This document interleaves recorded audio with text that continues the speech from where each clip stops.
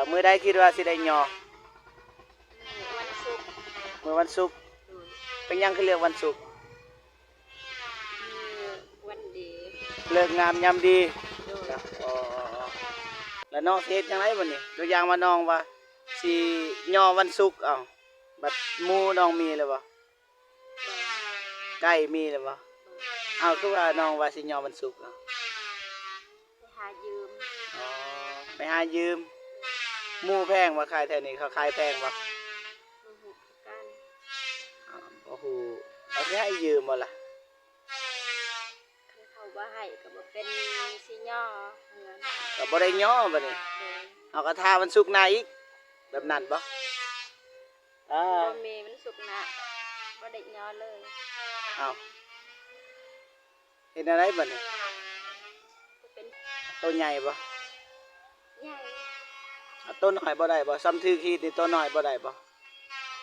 ได้แต่ว่าอยู่ต้นพวกมันบ่เว้าเรื่องไอ้ต้นแล้วเฮาบ่เว้าเรื่องไอ้ต้นเขาเฮาบ่มีนะจะสิเลาะยืมตัวใหญ่มันก็โพดโพเฮาเฮ็ดเท่าที่เขามีกำลังว่าซั่นซะสิไปยืมว่าตัวใหญ่ยืมอิหยังเป็นหนี้เป็นสินตัวใหญ่เพื่อให้พวกมาย่อเขาเต็มใจซอยเขาก็บ่ต้องการอิหยังดอกคิดว่านะอาจสิไปเฮ็ดแบบเวอร์ว่าอลังการส่ำคนรวยมันก็บ่ได้อีกอย่างเฮาก็สิไปติดหนี้นะเฮาก็เฮ็ดซ้ำถือขีดว่าซั่นซะเอาสิเฮ็ดโตใหญ่ซื้อโตใหญ่มันก็โอ้ยคือว่าใหญ่ปานใดใหญ่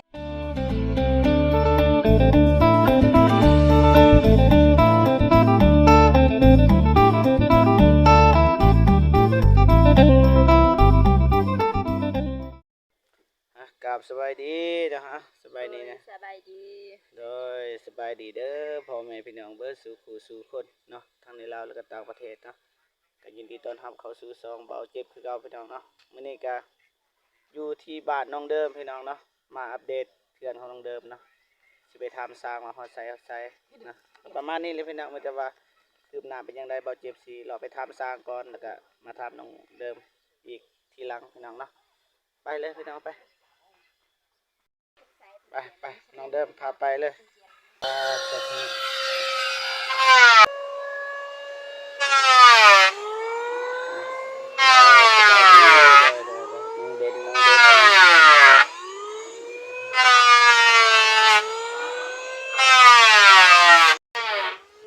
สบายดีฮอดไซแล้วเรียกงานกำลังติดต่อคือว่าแม่นคิดว่าสิได้ย่อมื้อใดประมาณอีก2 วันมื้อนี้ประกอบแล้วก็ย่อเพื่อนนี่ออกโอ้อันนี้นี่สิย่อเพื่อนออกไปโอ้ย่อเพื่อนเพิ่นออกแล้วก็สิวางตีนเสาลงแหละย่อประมาณใช้เวลาประมาณว่า3 มื้อซำนั้นแหละใช้เวลา3 มื้อจึงได้ย่อหักเวลาย่อนี่บ่ได้เบิ่งเลิกงามยามดีหยังบ่ได้เบิ่งบ่ตัวนี้อิงตามเจ้าภาพเพิ่นอิงตามเจ้าภาพเนาะคันเจ้าภาพว่าหาเลิกงามยามดีก็สิได้หาคันบ่ก็ย่อเลยแบบนั้นบ่แม่นเด้อกบไม้กบเสาก็เรียบร้อยเบิดแล้วเนาะแม่นกำลังเฮ็ดหยังนี่สิเอาน็อตเข้า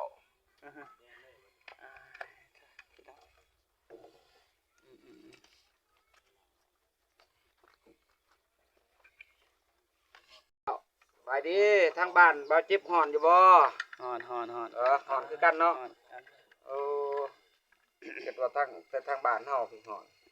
อนหลายโอ้ต่อกับน็อตนี่อีกแหละกันบ่มางออกมันเอาก่อนมาโดยอันนั้นไอ้สร้างกับน้องเดิมนี่ถือศาสนาอันเดียวกันบ่แม่นวัดฮีดเด้ฮีดนี่ต่างกันนะทางเฮานี่ชนเผ่าอาหรับนี่กินกล้วยเนาะกันว่าฮีดพิษฮีดกินกล้วยแต่ทางน้องเดิมนี่คันว่านะ พิษนี่อาจจะมีหมูมีหลายอย่างคือกันได้ตามเพิ่นว่าสำหรับพิษนี่ เด้อ มีหมูมีไก่ ตัวอย่างว่าสิย่อเฮือนนี่เฮาต้องกินอีหยังแหน่ บ่ฮู้คือกันได้ตามเคยเห็นผ่านมากเขาเจ้าก็ว่าหาแต่หมูนี่แหละ หาหมู เนาะ เด้อหาแต่หมูแล้วก็เฮ็ดจังไดจ้ะ เอาก็ครอบที่ครอบประเพณีนี่แหละครอบแล้วก็จังค้าเนาะ อ๋อ ให้มันชอบชอบประเพณี เด้อ แต่ยังว่าตอนแรกทุกพี่น้องกินได้บ่แม่นว่าคาทิมได้ คือฮีตนี่มีแต่เสียกับเสียเนาะอายเนาะ แม่น แต่ว่าพี่น้องก็ได้กินคือกันพี่นะอันบ่ถือฮีตก็บ่ได้กินเด้ ดีอย่างหนึงเนาะ แม่น ที่ว่ามีฮีต แต่อย่างว่างั้นนี่เปิดเสียงตู้เสียงเพลงแล้วนั่นเนาะ แม่น เต้นคือเฮือนน้อยๆนี่งานแต่ตอนแรงฮอดตอนเช้ากินข้าวเราแม่นแบบนั้นบ่ แม่น อ๋อ แรงตอนเช้าพุ่น สิเอาอาหารมาได้ใช้เลี้ยงแขกผู้มางานนั่นบ่ บ่มีก็เอาซะเป็นวิธี โอ้ เนาะ เด้อ บ่จำเป็นต้องว่านี่อันนั้นอันนี้คันคนมีล่ะก็แฮงดี เด้อ คันคนมีก็กินอิ่ม เด้อ ถ้าว่าเฮาคนบ่มีล่ะก็พี่น้องมาจับเอาอันน่ะเตาโฮมกันแบบว่าอบอุ่นเพิ่นเฮือนซ่านเพิ่นให้อยู่ดีมีแฮงล่ะก็มานั่งมาปากมาเว้าเนาะมาสุก มันเล่าเรื่อง ย่ายังมาอันน่ะกินน้ำกินในน้ำกันเนี่ยว่าปากเว่าเล่าเรื่องกับม่วนไปอย่างหนึงเนาะแบบว่าเอาคุยกันแบบนั้นเต้นสังว่าโอ้ฮะนี่กินบ่หลายบ่มันก็ โอเค จะเต้นเนาะ เข้าใจแล้วเด้อก็บ่กวนเลยอ้ายเข้าใจเลยล่ะเด้อสิเปลี่ยนหลังใหม่แล้วพี่น้องประมาณรออีกประมาณ5วันบ่เกิน5วันพี่น้อง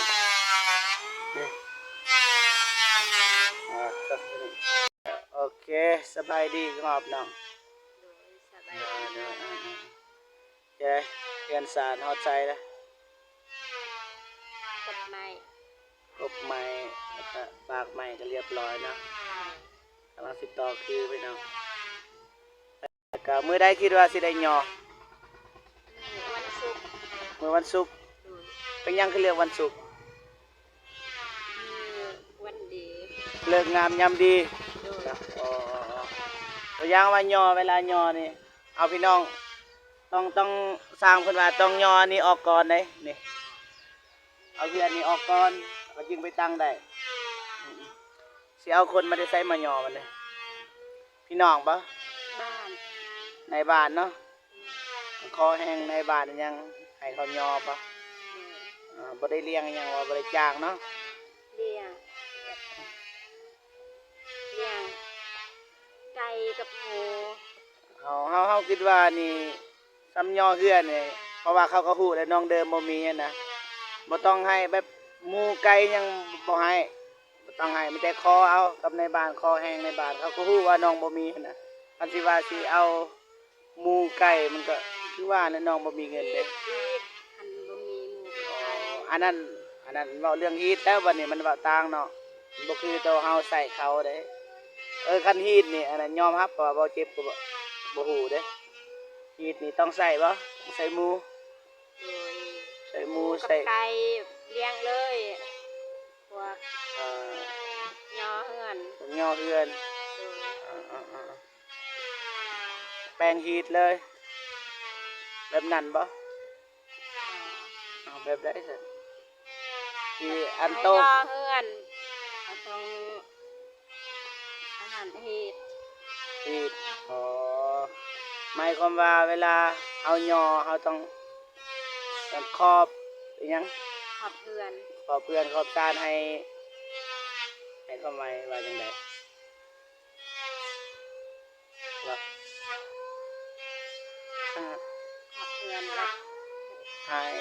อิหยังล่ะขอบมาได้ก็ เฮ็ด ขอบฮีต โดย ให้ ให้เฮ็ดฮู้ว่าเฮาสิเฮ็ดเรือนใหม่แบบนั้นบ่ โดย อ๋ออืมยินสร้างว่าเฮาต้องงันเด้ งั้น งัน โดย งันจักมือ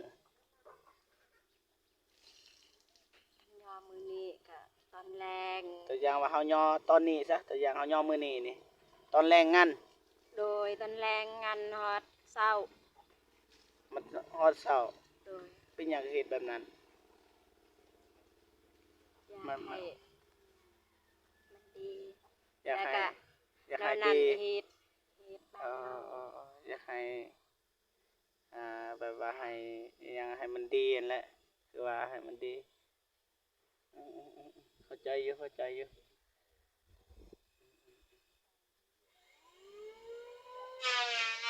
ใส่หมู่ก็ซื้อบ่มีหมู่บ่ บ่มี บ่มี แล้วน้องสิเฮ็ดจังไดบัดนี้ตัวอย่างว่าน้องว่าสิย่อวันศุกร์เอ้าบัดหมู่น้องมีแล้วบ่ บ่ ใกล้มีแล้วบ่ บ่ อ้าวคือว่าน้องว่าสิย่อวันศุกร์เอ้า ไปหายืม อ๋อไปหายืมหมู่แพงบ่ขายแถวนี้เขาขายแพงบ่ บ่ฮู้กัน โอ้โหเขาสิให้ยืมบ่ล่ะ คันเขาบ่ให้ก็บ่เป็นสิย่อเงิน ก็บ่ได้ย่อบัดนี้ โดย เอาก็ท่าวันศุกร์หน้าอีกแบบนั้นบ่อ่า บ่มีมันสุกนะบ่ได้ย่อเลย เอาเฮ็ดอะไรบัดนี้ ก็เป็นสิเฮ็ดแล้วได้ บ่มีหมูบ่มีไก่บ่ได้ย่อพี่น้องอีกอย่างน้องเพิ่นก็บ่มีเงินไปซื้อหมูบัดนี้แต่ว่าตั้งเป้าหมายแล้วว่าสิย่อมื้อวันศุกร์เนาะ โดย แต่ว่าหมูก็บ่ทันได้ ยัง ตัวอย่างว่ามีเงินน้องสิไปซื้ออยู่ไสตัวอย่างว่ามีเงินนะ หาซื้อแถวทางหวายแถวบ้านเฮานี่แหละ โอ้เราก็ขายให้เนาะ โดย ต้นใหญ่บ่ ใหญ่ เอาต้นน้อยบ่ได้บ่ซ้ำถือขีดนี่ต้นน้อยบ่ได้บ่ ได้แต่ว่า อ้าว ต้นพวก มัน ย่อเงิ มันบ่เว้าเรื่องไอ้ต้นแล้วเฮาบ่เว้าเรื่องไอ้ต้นเขาเฮาบ่มีอะนะจะสิเลาะยืมต้นใหญ่มันก็โพดโพเฮาเฮ็ดเท่าที่เขามีกำลังว่าซั่นซะสิไปยืมว่าต้นใหญ่ยืมอิหยังเป็นหนี้เป็นสินต้นใหญ่เพื่อให้พวกมาย่อเขาก็เขาเต็มใจซอยเขาก็บ่ต้องการอิหยังดอกคิดว่านะเอาสิไปเฮ็ดแบบเวอร์ว่าอลังการส่ำคนรวยมันก็บ่ได้อีกอย่างเฮาก็สิไปติดหนี้นะ เอาก็เฮ็ดซ้ำถือขีดว่าซั่นซะเอาสิเฮ็ดโตใหญ่ซื้อโตใหญ่มันก็โอ้ยคือว่าน่ะ ใหญ่ปานใดใหญ่สำเร็จกับพอ ใหญ่ซ้ำนี่มันใหญ่ได้ซ้ำนั้นเอาซ้ำถือขีดนะเว้าเรื่องกินนี่บ่ต้องเว้าดอกเฮาบ่มีอะนะอยากให้น้องคิดจังซั่นเฮาบ่มีนะเอาซ้ำน้องมีกำลังหั่นแหละสิยืมเขาได้ส่ำใดนะประมาณนั้นแหละหวังดีไปเฮ็ดโตใหญ่หมู่ตอนโอ้ยมันบ่แม่นฮีดแล้วพี่น้องว่าลงหมู่ใหญ่หมู่จักโตเอา 1ไก่1 หมู่หนึ่งไก่หนึ่งบัดตอนย่อเด้บัดขึ้นเฮือนเด้ บัดขึ้นเฮือนก็มีไก่กับหมูอีก มีไก่กับหมู่อีก โดย อืม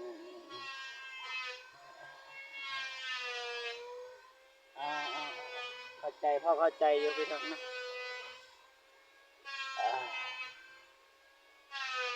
มื้อนี้บ่ได้ไปใส่บ่ หน่อยสิไปหาเก็บผักกูด อันกูดนี่ให้อ้ายไปนำบ่ ให้ ให้บ่ โดย โอเคคันสั้นก็จบคลิปเด้สั้นอยากไปแล้วได้บัดนี้ไม่แต่ว่าให้น้องขอบอกขอบใจเลยว่าขอบบุญขอบคุณนะผู้ใหญ่ใจดีที่ซัพพอร์ตน้องนะสิเทือนหยังนะขอบอกขอบใจผู้ใหญ่เพิ่นแหน่ ขอบใจหลายๆเด้อทางผู้ใหญ่ใจบุญประเทศไทยหรือประเทศลาวหรืออยู่ประเทศ นอกเนาะต่างประเทศ นอกต่างประเทศขอให้เพิ่นอยู่ดีมีแห้งความเจ็บใจได้ความไข่ใจมีร่ำมีรวยให้หนุนยืน ขอให้ได้สิ่งนั้นเด้อสาธุ ประมาณนี้เลยพี่น้องเนาะอ่ะไปเกียมไปอันสิไปก็เกียมเลยเด้อ เด้อ ไปประมาณนี้เลยพี่น้องแต่ว่าคืบหน้าเป็นยังไงไปเก็บผักอยู่ใส่เบาเจ็บสิกิบซีทายต่อนะไม่ใช่ว่าตอนนี้ก็เบาเจ็บขอโตวจบคลิปอันนี้ก่อนเนาะพี่น้องเนาะเอาถือว่าสมมาพาควรพี่น้องเนาะเบาเจ็บก็สิไปกับน้องเดิมเนาะน้องเพิ่นว่าสิพาเบาเจ็บไปเก็บผักกูดพี่น้องเนาะประมาณนี้เลยพี่น้องจังไดก็ขอบุญขอบคุณเนาะคนใหญ่ใจดีแล้วก็อุทิศทุกการที่เข้ามาให้กำลังใจเนาะจะได้ก็ขอให้สุขภาพแข็งแรงนะปรารถนาสิ่งใดขอให้ได้สิ่งนั้นนะร่ำรวยมีขึ้นไปเด้อเนาะเอาคลิปนี้ก็เบาเจ็บคอตัวกลับก่อนเนาะว่ากันคลิปหน้าสำหรับคลิปนี้ขอกล่าวคำว่าสบายดีเด้อนะ